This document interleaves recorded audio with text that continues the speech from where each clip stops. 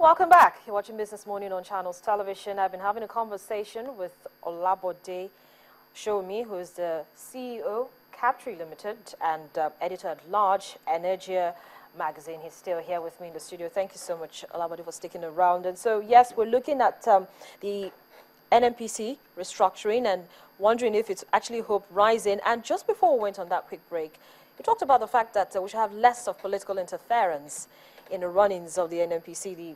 The executives shouldn't be reporting to the villa as much as they should be. But, I mean, in terms of the fact that the president has clearly stated that he's going to fight corruption at all levels, starting with the NNPC, and also don't forget that he said he's going to be running the affairs of the Ministry of Petroleum at least for the next 18 months to make sure that they're kind of knocked into shape, if you will. And I feel that's the best thing that should be happening. Well, first of all, there's a term in management called micromanagement, which basically means that you give a man a responsibility, but you're also trying to do the job for the man. When you give somebody a responsibility, you measure him in terms of goals. You measure him in terms of achievable targets.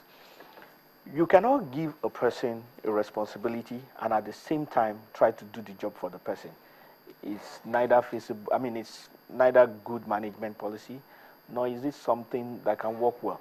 Now, if a man is chosen or anybody is chosen to run to be in any position, it is expected that that person has some qualification or is believed to have some qualification or competence to do that job.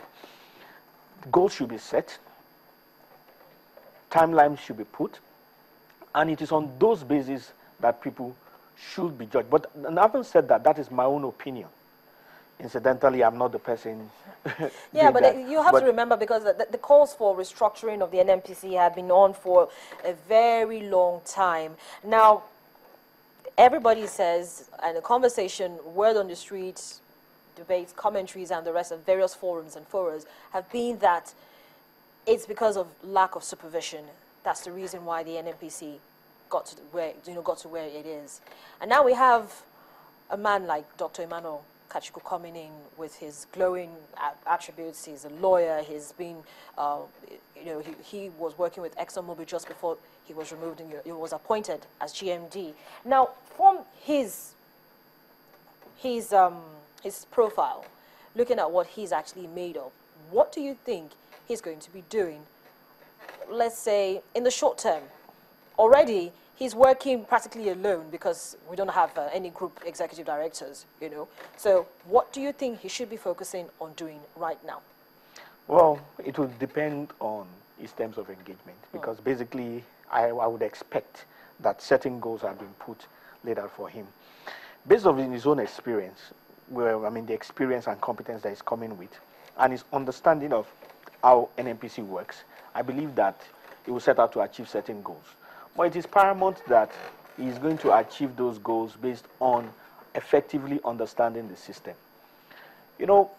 Anybody can come in and have all the competence in the world. But once the person coming in works against the grain of the culture of that organization, it's going to be an uphill task. In management, they say culture always defeats strategy. In simple terms, let's say an hospital is set up, a government hospital like, I don't want to mention any names, just a government teaching hospital. Then you bring the Surgeon General of Rhodes Hospital in New York, or something, just somebody who has high repute, maybe even has a Nobel Prize in medicine.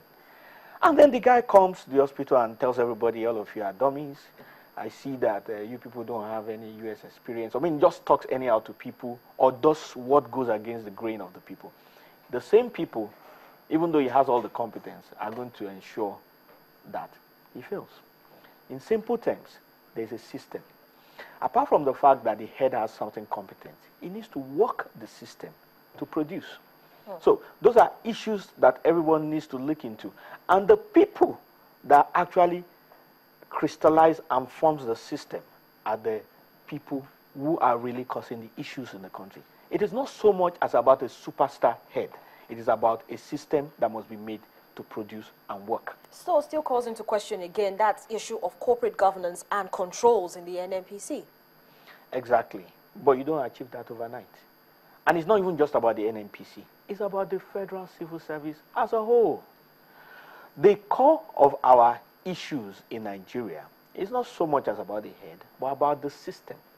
One of the things that we have been called upon from time over time is a review and a reform of the civil service, the way governance works. There are civil service laws. There are civil service rules. They apply to NNPC, they apply to CBN, they apply to Federal Ministry of Works, they apply everywhere. It is that system that needs to be worked to produce. When the system is functional, when the system is producing, then anybody can be the head, but the system will still produce. But when the system is not functional, excuse me, you can bring all that. And so at the end of the day, we as a people need to have certain ideas of expectations from NNPC within certain parameters. And it is those expectations that we will use to judge them. It does not even really matter whether that is what NNPC was to achieve or not. But you know, as long as democracy remains government of the people by the people, when the people are focused on something, ultimately the government absorbs that expectations of the people and transform that into reality. So for us, as long as they are doing their activities, which is nice, which is proper, which is good, which is, I mean, we also want to commend them for the bravery and the boldness to do the things that they're doing, but it is not the activity that we want. It is the results. But you see, he has already started in terms of activity. He has invited, trade and the rest of it. As in, he's actually extended an invitation for the oil swap deals and the rest of it. And so we know that for a certainty, he's ready to do business. But we are happy about that. Are Nigerians ready to give him the chance to do business? Well, Nigerians should and must give him the chance to do business. They must be ready to be patient within certain time frames. But having said that, the time frame is definitely not going to last forever. Nigerians, by their nature, are very uniquely impatient people. And when it comes to NNPC, like any other area that has big business, people just believe that everybody there is a sinner. So once there is a little problem, people go with holding machetes and mortars and trying to look for somebody to be a victim. So it's not necessarily about it. I mean, they have tasks, they have challenges that they're going to meet. The man, at the end of the day, it's not such an enviable position. I mean, he has a lot of work to do. Okay, some have asked this question. Do you think that there should be regular public hearings with regards the NNPC, disclosing what it's actually done in the last, maybe in a month or biannually or quarterly, so that they get to understand what it is that is actually going on? Because most times they say the information that comes out from the NNPC isn't so straightforward. You get different figures with regards how much crude oil has been sold or what has been swapped for what and how much has been disbursed to the federal government's account.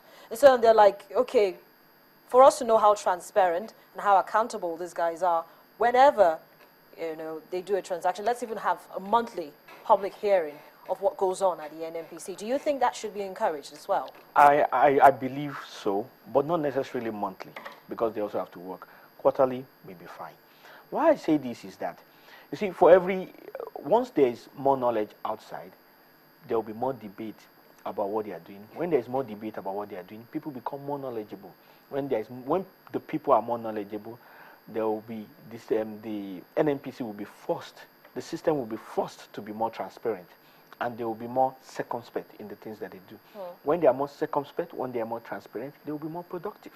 So I encourage and I believe that there should be greater activity along those lines. But the solution, I mean, a balance between them actually having to work and them actually being responsive to the people is a fine art that all parties must work into to do that. But I say it's always important that we as a people keep our eyes on the goal, and the goals are reduce corruption, increase in efficiency and productivity, and not necessarily activity. Let's take a look at Dr. Kachiku's marching orders from the president.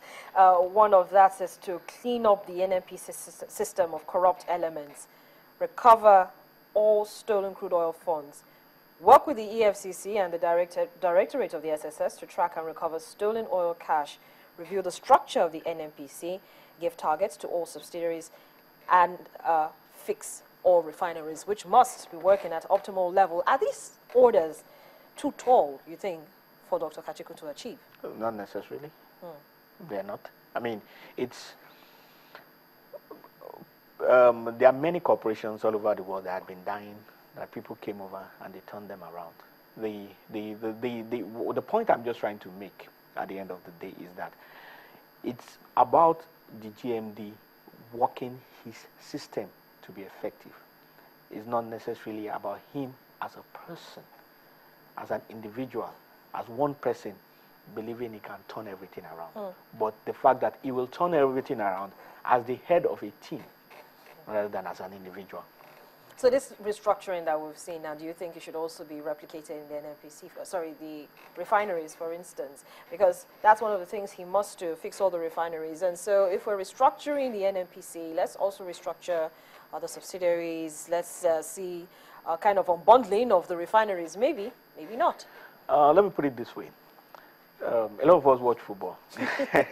I don't. Okay. Well, I mean, in team sports generally, it takes, or even music, the orchestra, it takes the conductor to synthesize different signals and sounds into music. It takes the coach of the team to bring in individuals with different talent and skills and make it work as a team. So the coach can today decide that he's going to put this guy who can run and put him in front so that he will get all the defenders of the other people running. It's that there are certain things, certain last-minute decisions that the coach can make and that people make, but they make it because they are the ones on the field, they are the ones looking at the issues. Trying to determine the exact steps that the GMD should make will amount to micromanagement. What we believe is that he's the one that is there. If he believes that the best steps to do that is change in management, we have to support that. If he believes that the best step is no change in management, we also have to support that. But at the end of the day, what we want are certain goals, and as long as those goals are met, he's free to do what he believes is best. That is how I believe that is the thing. I mean, that's how I believe we should look at the GMD. So we're going to be taking a closer look at that when we come back, because it's in terms of providing kind of solutions, if you will, helping, to give an idea of what Nigerians are actually expecting from the new GMD. Our Business Morning continues in just a moment, and when we come back, the conversation with Olabode Showomi will continue.